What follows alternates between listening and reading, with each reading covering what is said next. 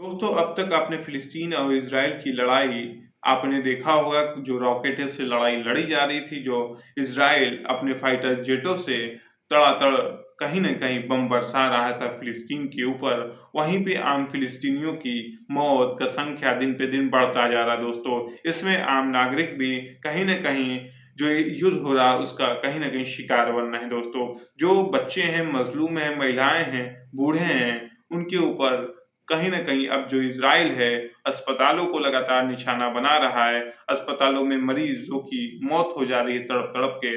अभी तो लाइट की व्यवस्था है, ना ऑक्सीजन की व्यवस्था है, ना पानी की व्यवस्था है। ऐसा ही फिलिस्तीन के लोग छटपटा रहे हैं। लेकिन अब इज़राइल का जो टारगेट है, कहीं न कहीं इज़राइल ये कह रहा है कि जो अस्पताल है उसमें हमास ने सुरंग बना के रखा। लेकिन कुछ दिन पहले जब फिलिस्तीन के हॉस्पिटल पे रॉकेट गिरती है और इज़राइल पल्ला झाड़ लेता है कि हमारी रॉकेट नहीं गिरी है। वो फिलिस्तीन के लोगों यानी कि हमास के द्वारा दागी गई रॉकेट थी, जो मिसफायर होके हॉस्पिटल पे आके गिर गई। लेकिन अभी जो खबरें जो सामने आ रही हैं, अब कहीं न कहीं अस्पतालों को लगातार इज़राइल की तरफ से निशाना बनाया जा रहा है। आम जो फिलिस्तीनियों हैं, उनकी लगातार मौत होती जा रही है दोस्तों। जो बेकसूर बच्चे हैं, 5 साल, 6 साल, 10 साल छोटे-छोटे बच्चे जो अभी कुछ नहीं जानते, एबीसीडी तक नहीं जानते, उनकी कहीं न कहीं मौत का आंकड़ा दिन पे दिन बढ़ता जा रहा है। और नेतन्याहू जो हैं,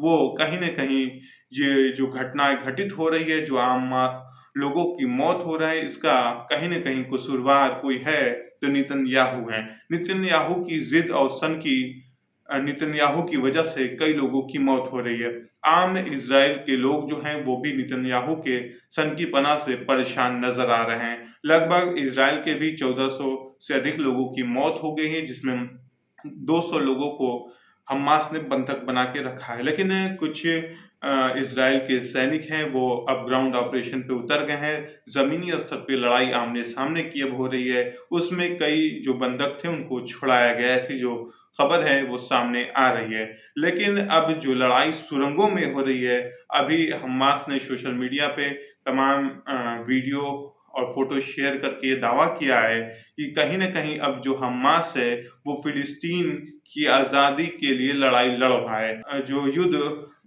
फाइटर प्लेन से लड़ रहा था, बीच में आपने देखा होगा पैटर्न टैंक और बख्तरबंद गाड़ियों से ज़मीनों के ऊपर युद्ध जो चल रहा था, अब युद्ध की आँच अब सुरंगों में पहुँच गई है दोस्तों। यह सुरंग बहुत ही भूल-भुलैया है, ऐसा बताया जा रहा है। हमास की तरफ से यह दावा भी किया जाता है कि सुरंग 400 से लेके 500 किलोमीटर तक ये सुरंग फैली हुई है। उस भूल-भुलैया में अगर इज़राइल का सैनिक कोई आएगा, तो मारा जाएगा। अब जो तस्वीर सामने आई है, उसमें कहीं न कहीं इज़राइल के सैनिकों को मारते हुए दिखाया जा रहा है कि हमास के लड़ाके कहीं न कहीं भारी पड़ते नज़र आ रहे हैं इज़राइल के सैनिकों पे। तो अब जो लड़ाई जो फाइटर जेटों से की जा रही थी, जो बमबारियाँ हो रही थी, रॉकेटों से लड़ाई हो रही थी, अब वो लड़ाई आमने-सामने की हो गई, अब सुरंगों में लड़ाई लड़ी जा रही दोस्तों।